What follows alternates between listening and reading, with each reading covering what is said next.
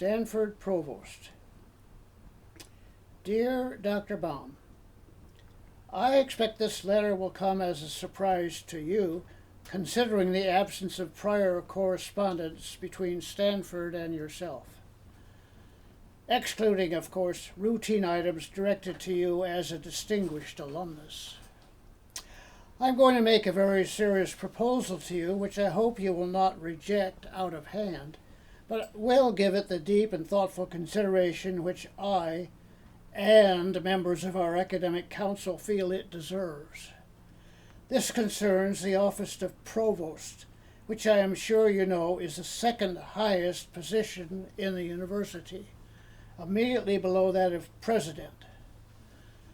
John Etchemendy is currently Stanford Provost, as he has been since the year 2000. His is the longest tenure of any of the 12 provosts, dating back to the establishment of the office in 1952. Now, John has requested and been granted a year's sabbatical to take effect on January 1, 2013.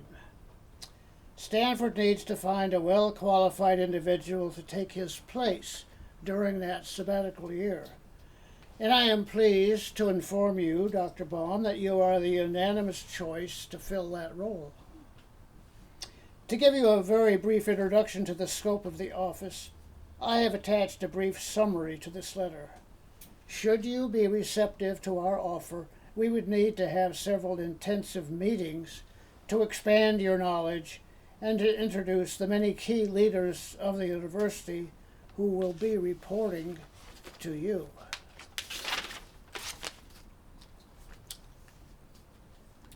As the chief academic and chief budgetary officer of the university, the provost is responsible for administering the academic program, including both instruction and research, and for the coordination of the administrative and support functions of the university with its academic purposes.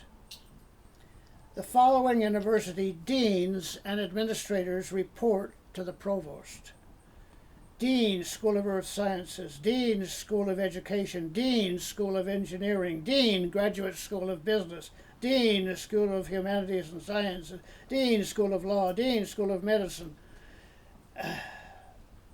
who report jointly to the president and provost, and etc., etc. Dean, faculty, undergraduate, graduate, Hoover Institution,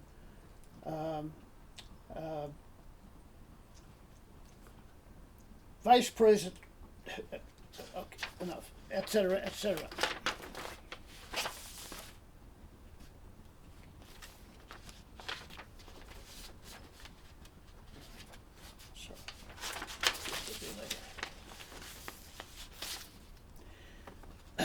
October 12, 2012, that's 2 days later.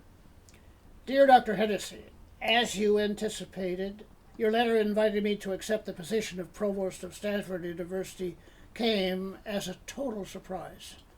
I have never thought of myself as being equipped to handle such a high-ranking academic position in a prestigious institution such as Stanford. However, in giving it some intensive thought over the weekend, I have to agree with Marissa Mayer that I may be the perfect person for the job. I would like, if it meshes with your timeline, to get underway as soon as possible with the intensive meetings to which you refer in your letter. I am eager to meet the many deans and other department heads for whom I will be responsible, and to get briefings on the specifics of the position. Since I am without commitments at the present, I would be able to meet your scheduling.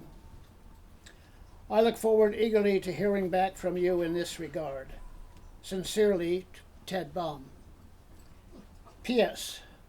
By the way, I do accept your offer of the position. We can discuss minor issues such as salary and benefits at a forthcoming meeting. I should also add that I find I work more effectively in a spacious and luxurious office with all possible amenities.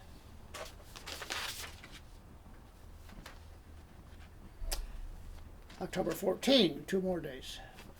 Dear Dr. Baum, I am of course most pleased to receive your positive response to my recent offer regarding the position of provost.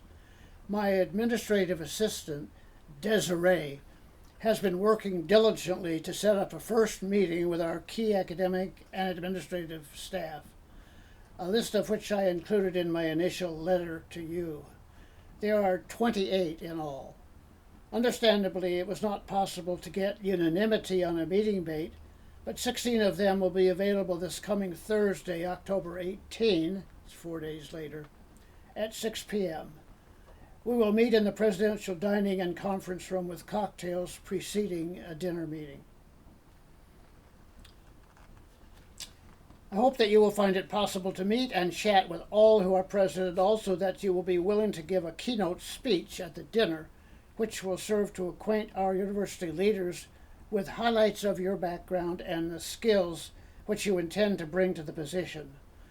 It need not be elaborate or lengthy. Probably in the neighborhood of 30 minutes will suffice. Assuming that the date and time are agreeable to you, I look forward to meeting and hearing from you then. Most sincerely, John L. Hennessy, President. And this is Marissa Mayer.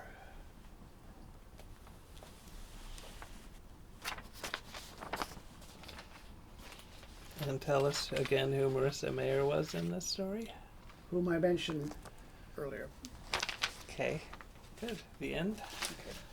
Good.